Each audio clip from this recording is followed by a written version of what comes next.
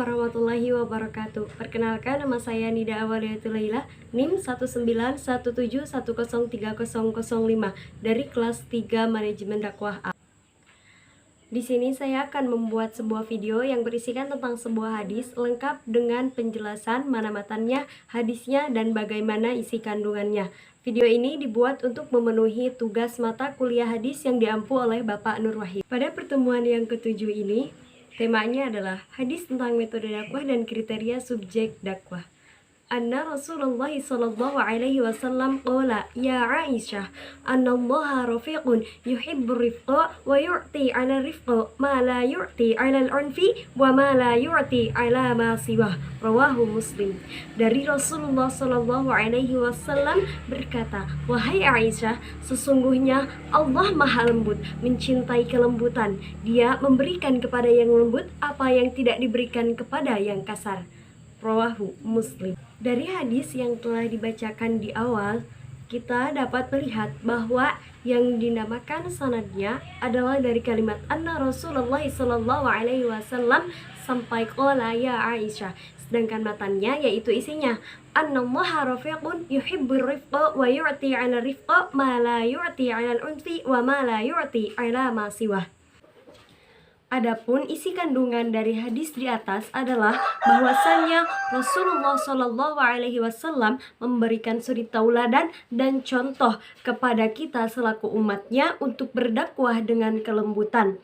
Apa yang dimaksud dengan kelemah lembutan itu? Rasulullah Shallallahu Alaihi Wasallam ketika berdakwah, bahkan saat ketika ia marah ataupun seharusnya ia membabi buta membalas perlakuan orang lain yang kasar terhadapnya, ia lebih lemah lembut kepada orang tersebut.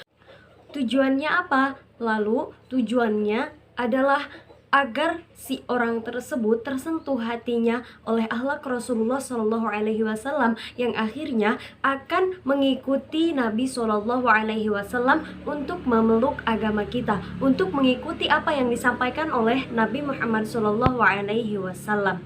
Dalam hadis tadi disebutkan bahwasannya kelembutan merupakan suatu kebaikan, dan sesuatu yang tidak dibersamai dengan kelembutan maka tidak ditemukan sesuatu yang baik di dalamnya. Itu menandakan bahwasannya kelemah lembutan begitu penting dalam kita mengaplikasikan untuk dijadikan metode dakwah. Kita menyampaikan ajaran agama kita menyampaikan syariat-syariat Islam kepada halayak ramai. Tadi dikatakan bahwasannya bahkan ketika dalam keadaan yang seharusnya Rasulullah Shallallahu Alaihi Wasallam marah, tetapi beliau tidak marah sedikit pun. Diceritakan pada waktu itu Rasulullah Shallallahu Alaihi Wasallam sedang melingkar bersama para sahabat. Lalu tiba-tiba ada orang Yahudi datang menerobos ke dalam shaf tersebut dan langsung menarik kerah Rasulullah Shallallahu Alaihi Wasallam sembari mengatakan, bayar hutangmu. Lalu Umar bin Khattab radhiyallahu anhu yang melihat kejadian tersebut sontak saja mengeluarkan pedangnya. Akan tetapi Rasulullah Shallallahu Alaihi Wasallam berkata kepada Umar bin Khattab bahwasannya Rasulullah Shallallahu Alaihi Wasallam tidak menyeru untuk berbuat kasar, tetapi berlakulah lemah lembut. Katakan kepada penagih hutang tersebut, tagih hutang dengan cara yang baik, dengan lemah lembut, dengan baik-baik, dan katakanlah kepadaku bahwasannya bayarlah hutangku dengan baik.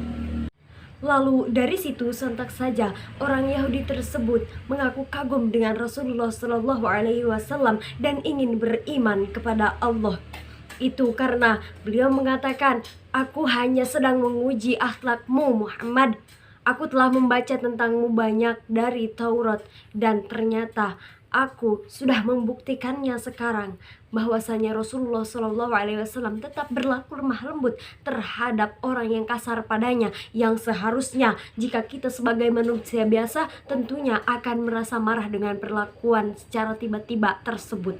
Akan tetapi Rasulullah Shallallahu Alaihi Wasallam memberikan contoh, memberikan suri tauladan yang sangat baik dengan kelemah lembutannya.